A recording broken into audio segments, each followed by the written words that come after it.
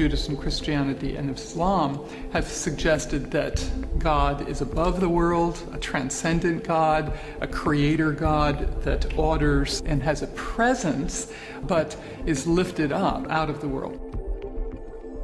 Now, removing God from nature certainly, many people would say, has desacralized the world and therefore opened it up for consumption and for abuse and for exploitation.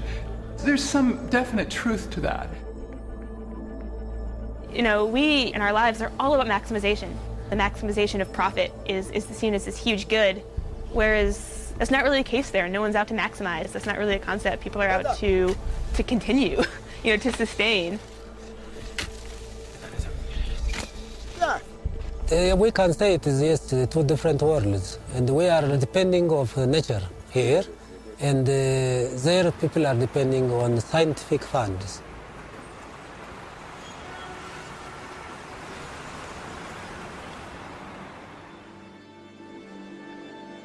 Through science, the industrial world has developed technologies to maximize agricultural output.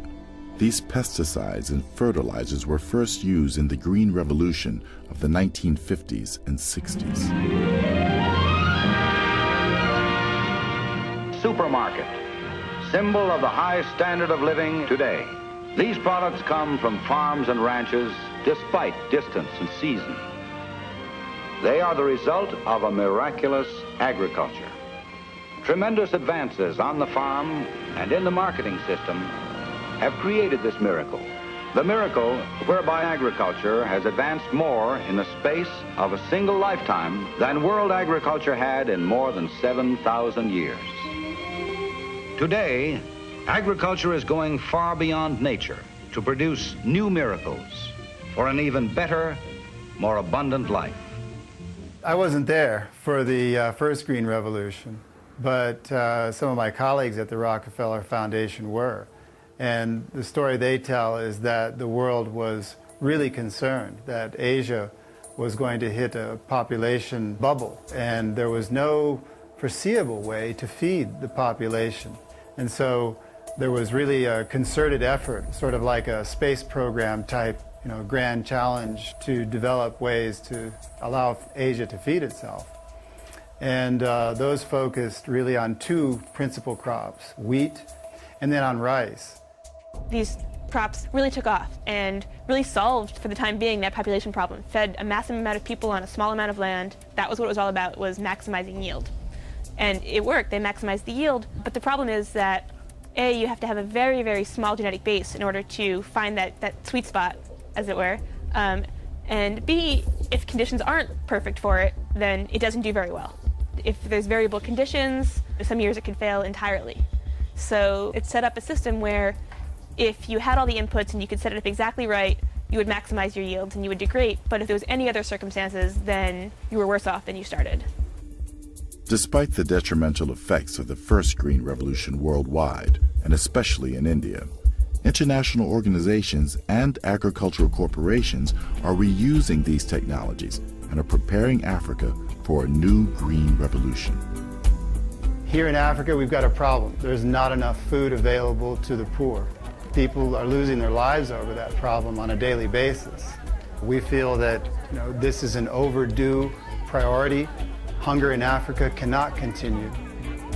In 2006, the Bill and Melinda Gates Foundation and the Rockefeller Foundation formed AGRA, the Alliance for a Green Revolution in Africa.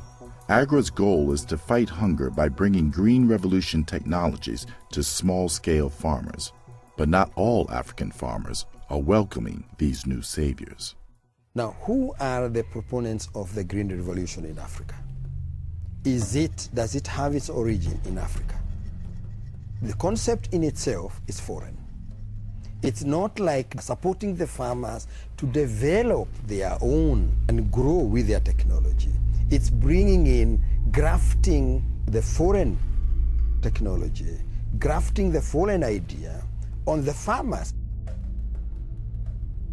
If you look at this elder here, he has a lot of knowledge about herbs that are medicinal in this area.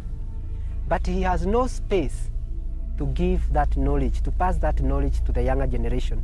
People here in Africa, they know the solutions to their most pressing problems, especially of hunger and famine.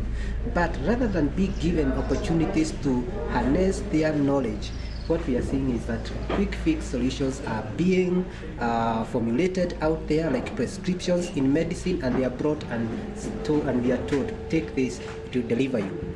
To get to the core of Agra, you need to unwrap several layers.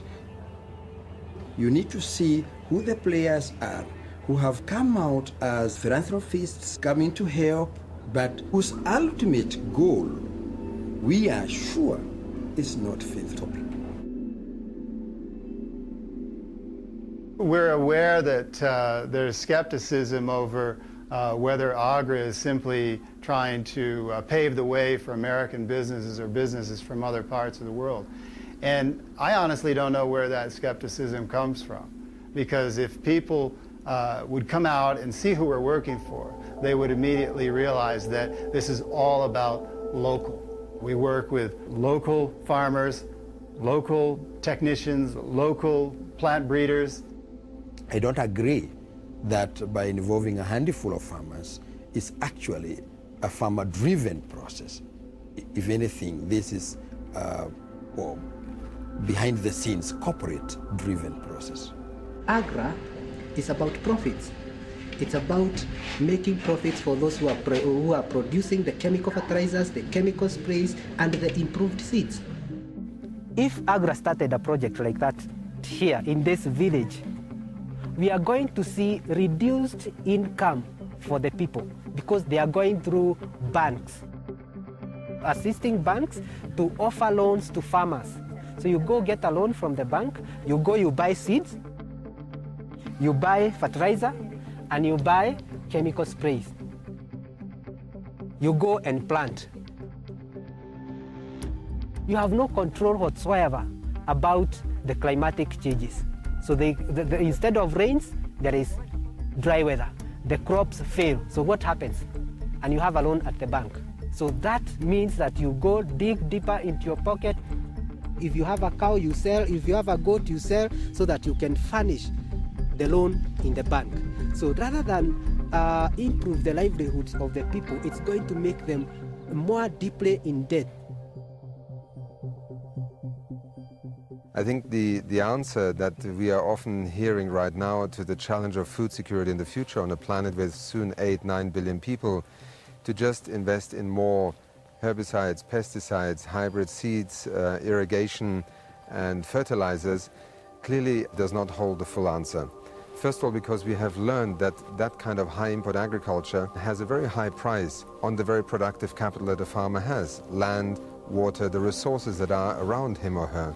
In 2008, the United Nations Environment Program conducted a study comparing organic and conventional agriculture in Africa.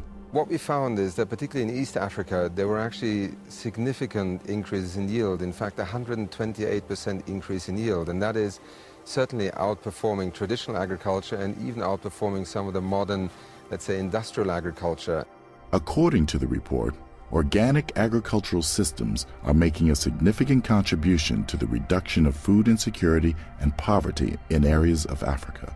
The study found that average crop yield increased by 79%.